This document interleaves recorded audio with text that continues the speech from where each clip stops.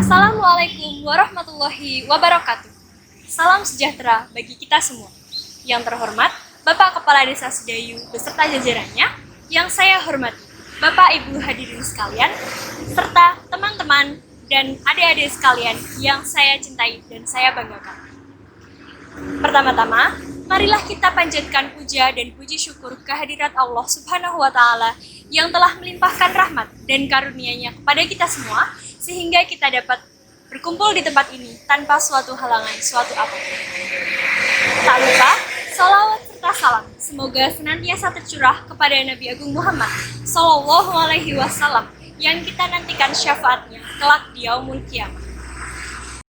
Hadirin yang saya hormati, pada kesempatan kali ini perkenankanlah saya selaku Ketua Panitia peringatan Hari Sumpah Pemuda ke-92 Desa Sedayu, Kecamatan Muntilan, mengaturkan terima kasih yang sebesar-besarnya kepada Bapak Ibu sekalian yang telah mendukung acara ini sehingga acara ini dapat berlangsung dengan tertib.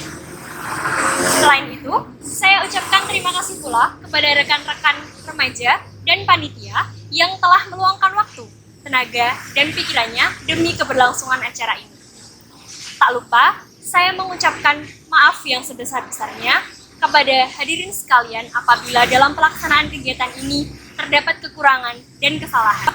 Hadirin yang saya hormati, sebenarnya apa sih pentingnya untuk memperingati Hari Sumpah Pemuda bagi kita, masyarakat Indonesia?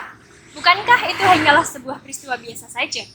Tapi, tidak hanya itu hadirin sekalian.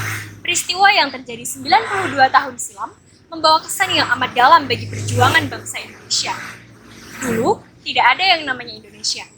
Dulu adanya adalah suku Jawa, suku Sunda, Madura, Bugis, Batak, dan lain sebagainya. Namun, semua suku rela membuang gengsinya bersatu demi mewujudkan kemerdekaan Indonesia. Hadirin yang saya hormati, para pemuda berjanji untuk bertanah air satu, bertumpah darah satu, dan berbahasa satu, Indonesia. Selanjutnya, janji itu mereka perjuangkan kembali dengan cara mendesak para pemimpin negara untuk segera memproklamasikan kemerdekaan Indonesia.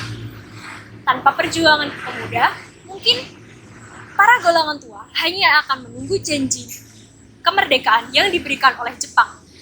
Dengan kita tidak mengetahui apakah janji itu akan diberikan atau tidak.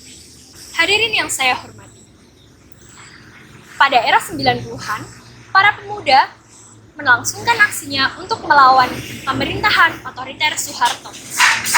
Era reformasi dan negara demokrasi lahir berkat perjuangan para pemuda.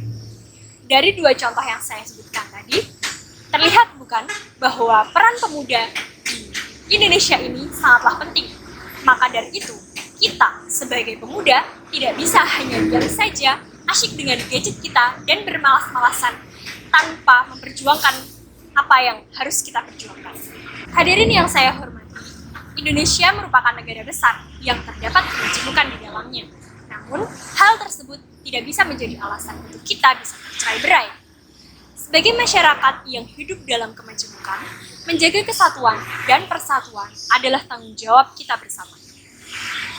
Di era sekarang ini, kita harus menanamkan makna-makna Sumpah Pemuda dan jiwa-jiwa nasionalisme kepada generasi muda. Tidak hanya generasi muda, kita juga harus menanamkannya, mulai dari muda, dewasa, hingga lansia, karena itu adalah tanggung jawab kita bersama.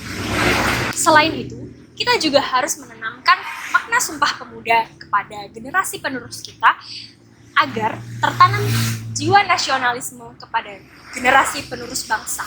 Hadirin yang berbahagia, Sumpah Pemuda juga banyak memuat nilai-nilai positif yang ada di dalamnya, seperti nilai patriotisme, musyawarah mufakat, gotong royong, dan lain sebagainya. Oleh karena itu, kita sebagai masyarakat Indonesia tidak boleh lupa dengan semangat yang telah diajarkan oleh pemuda yang telah memperjuangkan kemerdekaan Indonesia. Selain itu, kita juga harus menjadikannya panutan dalam kehidupan bernegara.